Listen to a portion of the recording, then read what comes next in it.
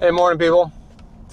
So, just dropped off Junior on my way back to the grind, and I had an epiphany this morning while I was on the exercise routine and getting ready to start the day and all that stuff, and it hit me with a couple of the articles and stuff that are going on right now, and things are out there, and so it's kind of a dichotomy of stupidity between good leadership and bad leadership. And it's something I've learned. It's not something that's a hard, fast rule. I mean, there's probably going to be people that say, yeah, Mark, you're an idiot. You should have known this already. This is something that always happens. But it's just something that you got to learn over time what is and what is not and what comes of what you're doing, right? So I've learned that a bad leader will take the things that they do and their shortcomings and force you as what your underling or whatever you are of the team to do the opposite. So that way they're negative, or even though may not be your deal. I mean, case in point, I had a vice president that I was working for, and he was quote their lead sales guy, but when he was their only sales guy, only one, he would literally sit at his house, work from home, and he would sit at the pool and he would drink freaking margaritas every day. And when I called him and I talked to him, and he was also their tech support guy, or was at least the smartest one they had, he would I'd ask him, I go, dude, where are you? He goes, oh, I'm out by the pool, I'm drinking margaritas, it's a great day, I'm having a good time. I'm like, dude. So then I ended up working for him because I thought this guy was the shiznick, and turns out we lost power at the office, because now we're in an office, right? So now there's more than one of us. There's four and a tech guy, and we had to be in the office. So power was out. We called, well, it's going to be out all day. You're not going to. I'm like, why are we here? I was at the time it was a Crackberry, so we were sitting there doing everything with our responding emails and everything via our thumbs. And why are we here? And then when I was driving home, I had like an hour and a half drive for like 30 miles. And I was driving home, and it hit me. The reason why we had to be there was because if he was at home, he would be by his pool and not working, or barely working. And so I got more done at my house than I did when I was there at work, because I went home and I fired up my computer, I had internet access, boom, I was doing stuff. And I was calling people, I called my customers all the way home too, and I kept in touch. In fact, most of my customers were my friends, and I tried to stay in touch with them, because hey, if they're doing well, then I'm going to do well. If I'm going to do well, then I want them to do well.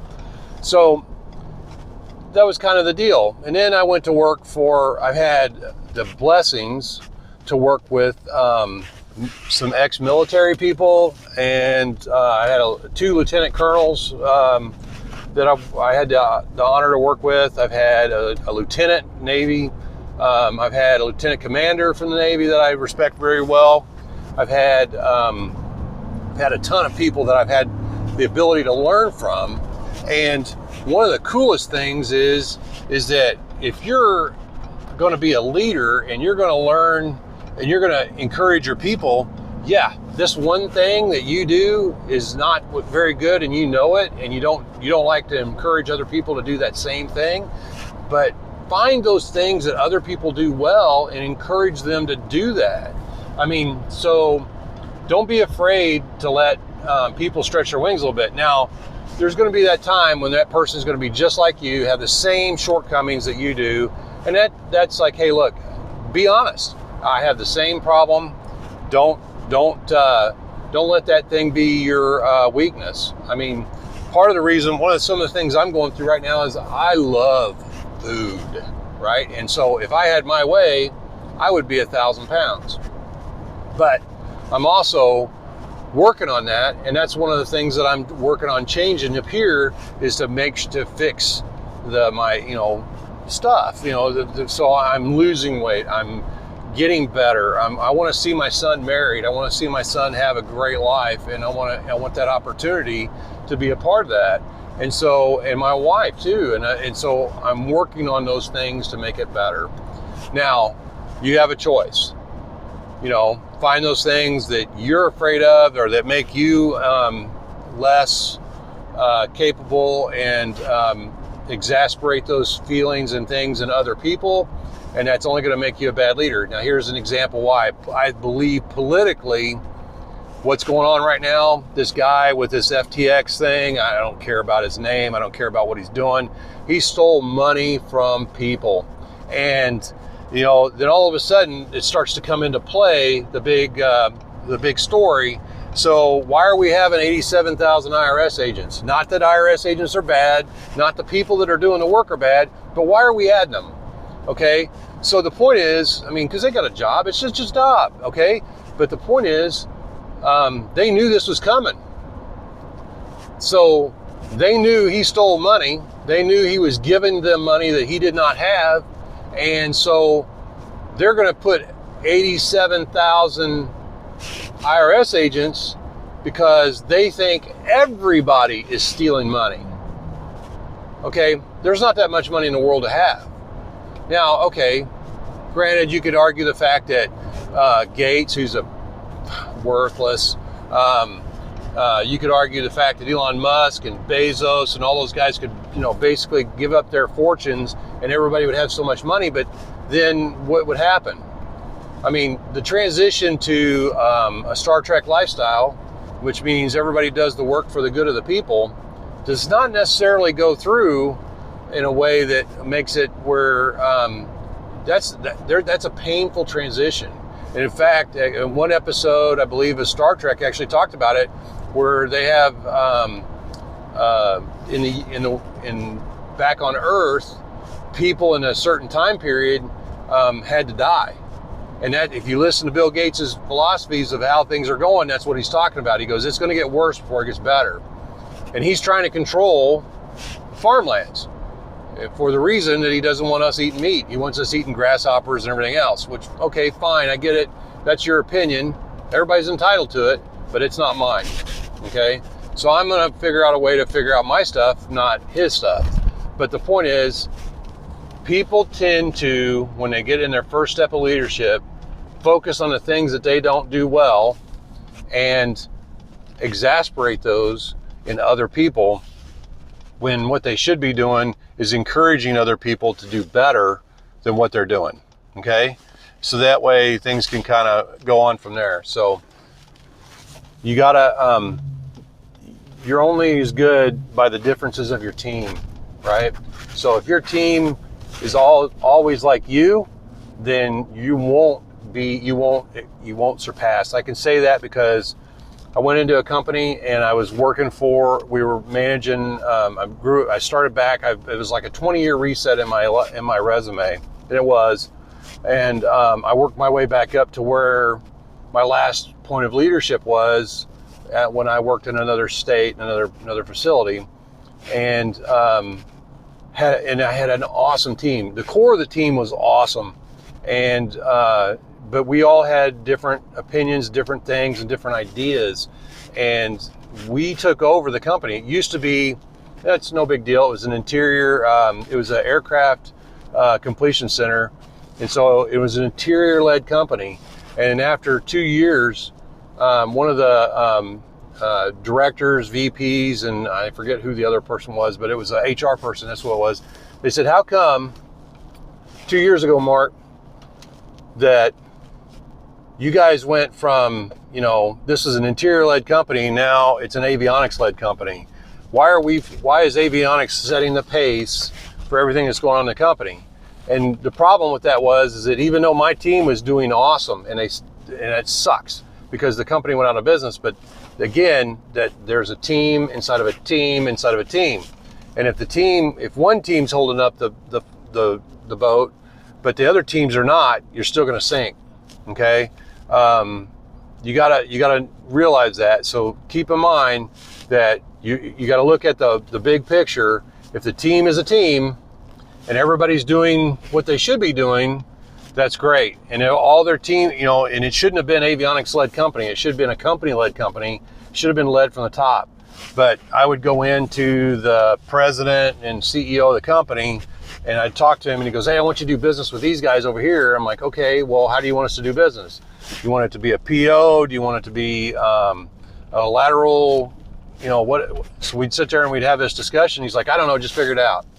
Dude, you're kind of the leader here. What's your guidance? Just give me the stripes and let's figure it out. But he couldn't figure it out. So I will tell you this, I had an honor. The last CEO before that one was a great commander, and he was in Baghdad and all kinds of stuff, which was an unfortunate part of time. I mean, people on both sides, it was just bad. So when he walked out of the building, he looked at me and he goes, Mr. Lang, if there's ever a time that you lead people in battle, I will follow you no matter where you go. And to me, that was probably the greatest compliment I've ever had. And I've had a lot of people that I've stayed in touch with that have been commanding officers. A few friends of mine that were in the Navy, I was in the Navy together with. We're still in touch to this day. Not everybody that I was affiliated with, I stayed in touch with, but I did appreciate the fact that those that do are the core of my heart.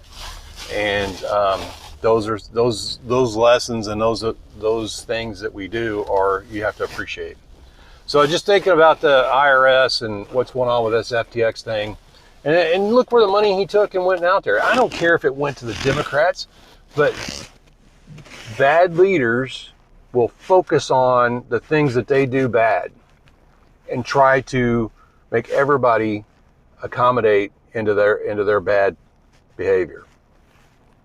So if they're over exemplifying what they do bad, then think about that. So why are we adding 87,000 IRS agents? It's not the agent's fault. Don't blame the agents. It's not their fault, okay? It's not the IRS's fault. We are in the midst of witnessing inappropriate leadership is what it is. So a servant leader should be the servant leader, and that's where things will blossom and grow and bloom. And you can't do that if all you do is focus on the negative things that you're doing. Look at and it's not just Democrats, it's Republicans too. Look at all the things that they do in Congress where they have made money. I mean, when they got up, let's say $200,000 a year, and they're worth millions. Who's at fault here? I mean, okay, you want to reorganize the 1%? Let's reorganize the politicians. If we reorganize the politicians, put term limits in and do that. And then the other thing is school choice, because guess what? Unions got a place and they do great work when they're servant for the people, but when they get to be too big, they lose sight of the fact that who they are serving and what they're doing and how they're getting there. So a little tidbit there, focus on what's needed and what you can do to help people grow, and then you will see tons of return. That's worth millions. And when you get to see that growth come through, to me, that's the blessing, right? It's not about the money and everything else. I still calculate this, and I still say this to this day. You could still be a leader and still have friendships. Just know the boundaries and be a servant leader. Help people grow. And if you can't help people grow, then understand that's your limitation and step back for a bit. Don't be afraid. I had a really good friend of mine, awesome to this day. He was a motorcycle police officer for a prominent city in the U.S. And he went in to be a detective. That was a notch up. After he got in there to be a detective, he looked back and said, I don't like this, and stepped away. And by that stepping away, he went back to being a motorcycle police officer. And he retired as a motorcycle police officer. He knew where his limits were. and he understood that. So to this day, he's still a very dear friend of mine, and he's still he's an awesome guy. I wish I could spend more time with him. There's personal issues outside of that in his life that are exemplifying that and keeping that from happening, which sucks. But I know that, and he knows that I always have his back no matter where I am and what's going on. So I have an awesome Rolodex. And if I know that if I need help, I can make those phone calls and at least seize up some help, some advice, or somebody for to be a mentor or a role model. So don't be afraid. So with that being said, this has been long enough. I can tell already it's been too freaking long. So Prosperity Redneck is out.